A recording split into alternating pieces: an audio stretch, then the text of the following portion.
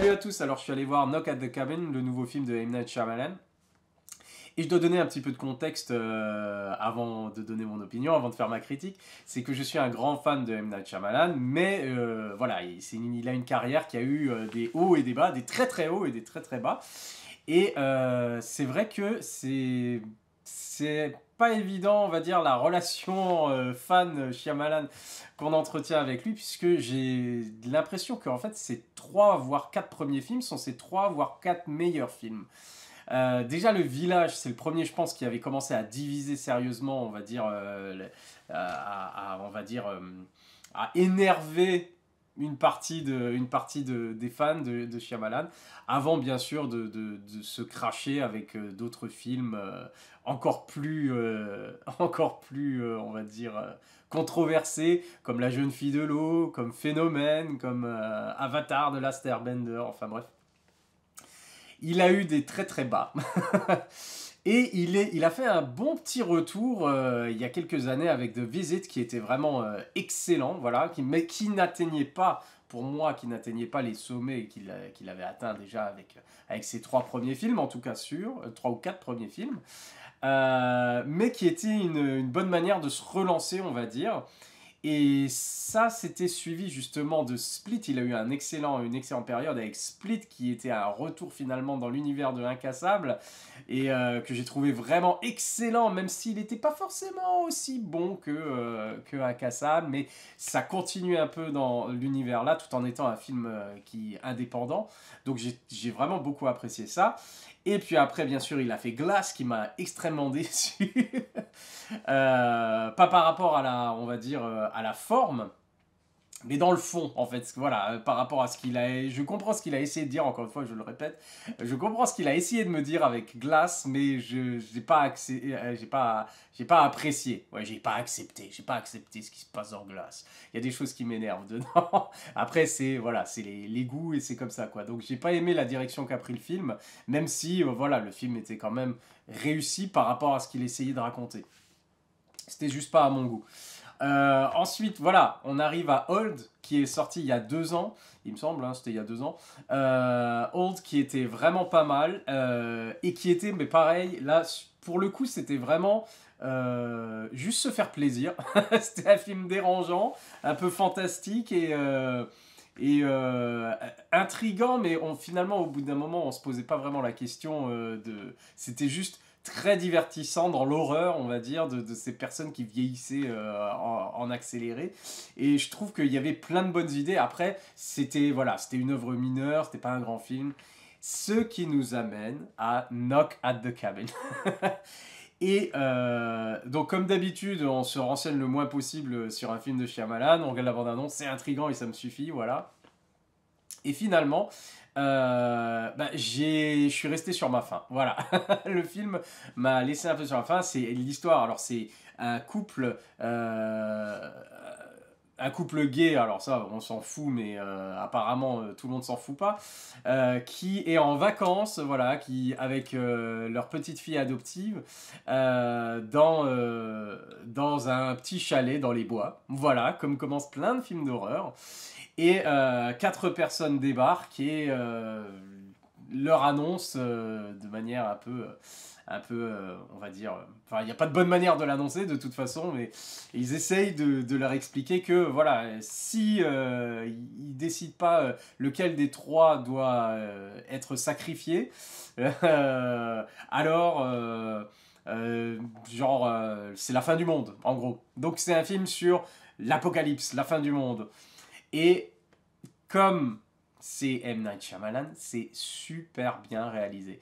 Et honnêtement, je dirais toute la première partie, et une bonne partie du film, peut-être plus que la première partie, c'est vraiment, pour moi, j'ai vraiment apprécié, c'était vraiment formidable. Pourquoi ? Parce qu'il y a une tension qui est créée, qui est permanente, qui va crescendo. Le danger, on ne sait pas, avec ces 4 personnes, ces 4 personnages qui sont étranges parce qu'ils sont à la fois, on voit qu'ils sont dangereux clairement parce qu'ils sont armés de genre de haches médiévales, enfin des trucs qu'ils ont fait eux-mêmes mais qui font un peu vieillot comme ça. Et en même temps, ils sont sympathiques entre guillemets parce qu'en fait ils croient à fond en ce qu'ils disent et du coup ils sont désolés, c'est pas volontaire, c'est pas de leur faute, voilà si c'est comme ça, mais les choses sont comme elles sont et c'est ça ce qui doit arriver. Et donc je trouve que c'est intéressant d'avoir des méchants, on va dire, qui sont pas vraiment méchants et c'est ce qu'il y a de mieux, c'est ceux qui croient qui sont les gentils en fait.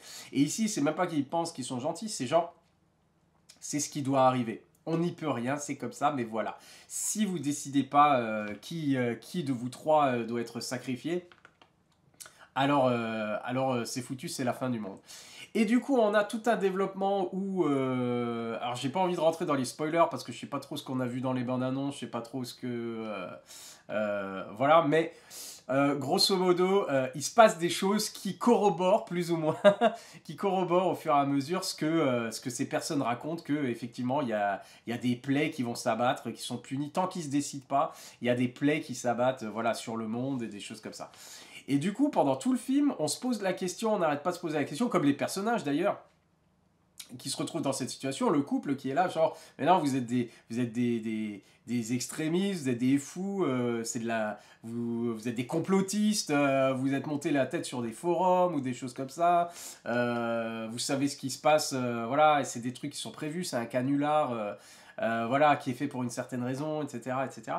Et donc, on est tout le temps en train de passer on va dire d'un point de vue à l'autre où d'un côté on a des gens qui prennent ça très au sérieux, c'est genre voilà c'est comme ça et ça peut pas être autrement, et de l'autre côté des gens qui essayent de leur faire comprendre qu'en fait ça peut pas être possible et qu'il y a forcément une explication rationnelle derrière leur mission, ou alors qui sont tout simplement qui se sont montés le bourrichon et qui sont complètement fous.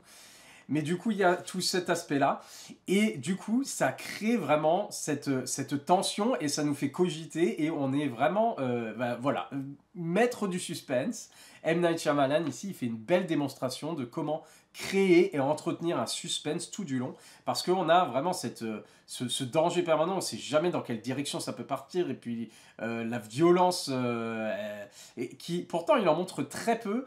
Mais quand c'est violent, c'est plus suggéré, mais ça fait énormément d'effet parce qu'on le voit à travers le point de vue, à travers le regard justement de cette petite famille totalement innocente, totalement normale, qui vit un truc de malade. Et du coup, on a cet aspect justement, encore une fois, chez Shyamalan, et comme on a chez Spielberg par exemple, hein, c'est cet aspect justement, c'est réaliste, c'est des gens tout à fait normaux, à qui il arrive des choses extraordinaires, et comment il gère ça. Et après, le souci que j'ai eu, alors, pendant le film, alors, voilà, je dis juste déjà, là, j'ai expliqué que la tension, la réalisation, la mise en scène est vraiment excellente. On peut dire ce qu'on veut, mais Shyamalan, il sait réaliser un film, il sait mettre en scène un film, il sait composer un plan, il gère son truc, il est très fort. Voilà. Après, c'est surtout, donc sur la forme, c'est nickel, rien à dire sur la forme. Encore une fois, ce qui me pose problème, ça va être sur le fond, ça va être sur ce qu'il a à raconter, et sur notamment le dernier acte et la résolution, et quelques petits détails aussi dans le film. Mais ça, en fait, les détails qu'il y a dans le film, c'est parce qu'il y a des différents flashbacks qui nous montrent un peu le passé justement de ce couple, et qui nous aident à comprendre leur état d'esprit, où ils en sont là maintenant, voilà. Et quand ça arrive dans le film au fur et à mesure, je me pose pas trop de questions parce que je me dis, bon, une fois qu'on aura la fin, la résolution, voir le twist, hein, puisque c'est Shyamalan quand même, ça prendra sens et ce sera mieux que ce que je pensais et que, voilà. Et donc ça dérange pas au fur et à mesure du film. Mais en fait, arrivé à la fin, arrivé à je dirais pas la révélation, mais le dénouement, voilà. Arrivé au dénouement du film, finalement, je reprends ça un peu en arrière et je comprends encore une fois, je comprends ce qu'il a voulu faire, ce qu'il a voulu dire, mais ça me plaît pas forcément et je trouve que c'est pas, voilà, c'est pas, ça m'a pas touché. À aucun moment, voilà, c'est ça le truc, c'est que au début, on a forcément de la compassion pour ce qui est en train de se passer, hein, de l'empathie pour ces personnages qui sont voilà, victimes voilà, de quatre inconnus qui arrivent et qui les obligent en gros à décider de sacrifier l'un d'entre eux. Donc c'est bien fait, mais en même temps, le dénouement fait que j'ai rien ressenti vraiment de... Voilà, j'ai pas eu l'émotion que j'ai d'habitude dans un dénouement de Shyamalan. Pas forcément de twist, mais dans voilà, tout simplement la résolution. Voilà, clairement, je suis resté sur ma faim et je me suis dit, ah, on va dire tout ça pour ça, parce que ça... Je sais pas, c'est peut-être les attentes. Est-ce que c'est les attentes? Est-ce que c'est parce qu'on s'attend toujours à voir oh, qu'est-ce que ça va être le twist? Alors forcément, on y réfléchit, on réfléchit à plein de solutions pendant le film, etc. Et finalement, quand on voit qu'on n'a pas... On s'est pas allé dans la direction qu'on s'était imaginé, ou que... Voilà, eh ben on est peut-être un peu déçu. Mais même après ça, en y repensant, je me dis, non, le dénouement ne m'a pas satisfait et je suis resté sur ma faim. Et du coup, j'aurais moins de plaisir à le revisionner que d'autres de ces films, je pense. D'ailleurs, je ne sais même pas si j'ai vraiment envie de le revisionner. Mais voilà, franchement, pour la première partie au moins, les deux premiers actes, excellent en termes de mise en scène. Et puis, il y a tout le travail qui est fait, évidemment, avec la symbolique, avec... Il y a des métaphores qui sont faites dès le départ, hein, avec un petit pot avec des sauterelles dedans, et voilà, qui on attribue des noms et des couleurs, la gamine elle joue à ça, etc. Et puis ça, en gros, une fois qu'on a vu tout le film, ça explique plus ou moins, bah, en fait, ça parle des personnages eux-mêmes, et ça parle de l'humanité elle-même, et des choses comme ça, enfin bref. Il y a des choses intéressantes dedans, ça, il n'y a rien à dire. C'est bien écrit et bien mis en scène au début, mais en fait, finalement, quand on voit où ça nous mène, je suis resté un peu... Voilà, je suis déçu. Tout ça pour dire, je suis un peu déçu. Et une dernière chose aussi, par rapport à ça, c'est... il a choisi de mettre en scène du coup. Alors, je crois que c'est adapté d'un livre, donc je pense pas que c'est un choix de Shyamalan d'avoir mis en scène un couple gay et leur petite fille adoptive. Parce que c'est intéressant d'une certaine manière, mais d'une autre, ça fait je sais pas, un peu forcé quand même. Parce que on a le côté justement, il y a quatre étrangers qui arrivent et c'est genre, il faut que l'un de vous meure parce que sinon c'est la fin du monde, quelque chose comme ça. Ça fait vachement justement, et puis on part dans toute cette théorie comment dire, des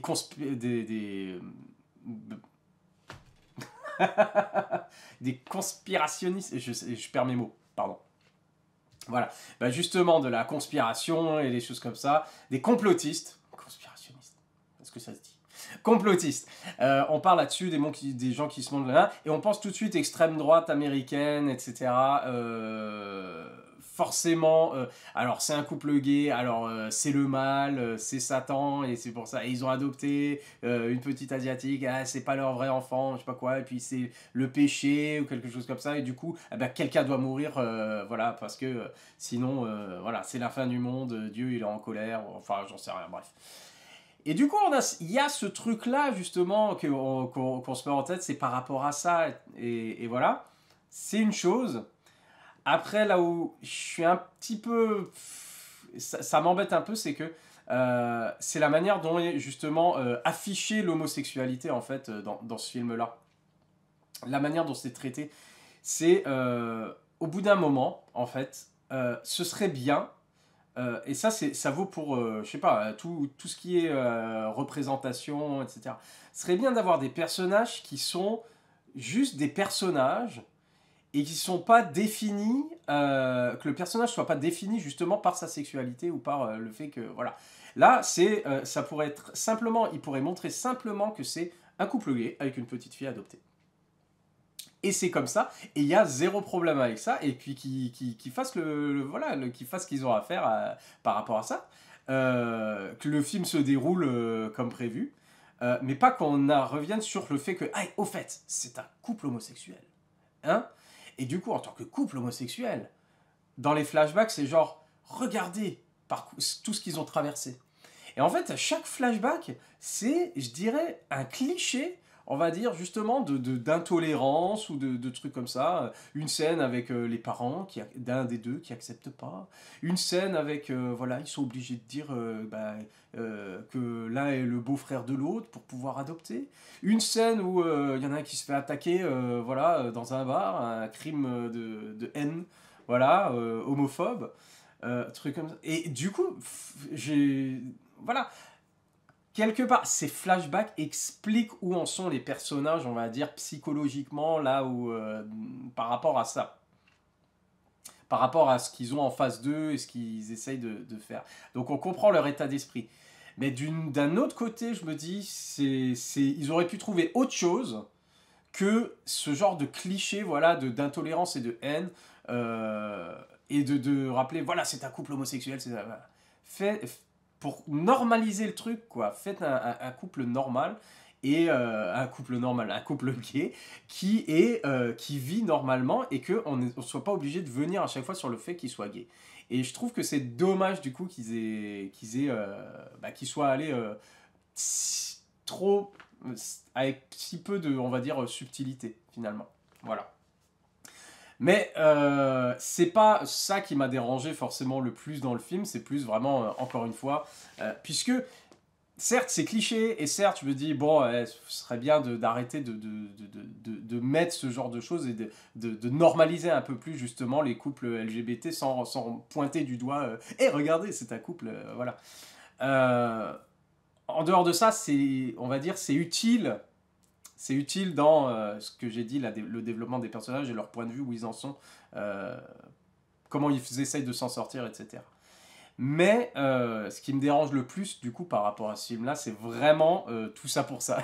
C'est vraiment rester sur sa faim et se dire, bon, ok, j'ai compris, d'accord, mais ça me satisfait pas. Voilà. Donc après, c'est qu'une histoire de goût. Et comme pour d'autres films, et comme pour d'autres films de la filmographie de M. Night Shyamalan, j'ai apprécié pas mal de choses dans ce film-là. J'ai apprécié la mise en scène. La musique est vraiment excellente. Je sais plus qui est le compositeur, mais la musique est vraiment excellente et participe vraiment à la mise en tension. Et voilà. Après, il y a des petites choses aussi, du genre des réactions que les personnages ont. On se dit, ça n'a pas de sens. Je serais à leur place, je ne ferais pas ça. Ou alors je serais à leur place, mais je ferais carrément l'inverse de ce qu'ils ont fait. Enfin bref. Il y a des petites choses comme ça, mais normalement, arrivé à la fin, on est satisfait. Et ici, voilà. Encore une fois, un peu déçu du coup par Knock at the Cabin. Ça veut pas dire que bouh, Shyamalan, c'est nouveau, genre il est nouveau au plus bas et tout ça. Non, non, non, non, non. C'est pas aussi bas que Phénomène, c'est pas aussi bas que quoi d'autre. Qu'est-ce que j'ai pas apprécié? Que Glass. Je dois dire, il est mieux quand même. Je l'ai plus apprécié que Glass quand même et que Phénomène. Donc voilà, pour différentes raisons bien sûr. C'est tout pour Knock at the Cabin. De toute façon, il n'y a pas le choix. C'est Shyamalan. Il faut se faire une idée, il faut aller voir soi-même, et puis on apprécie ou on n'apprécie pas. C'est ça toute la beauté du cinéma et toute la, on va dire, toute la variété de goûts et de spectateurs qui vont voir les films. Voilà. C'est tout pour... ouais, je sais plus quoi raconter là. Il faut que je finisse cette critique. Allez, à la prochaine. Bye.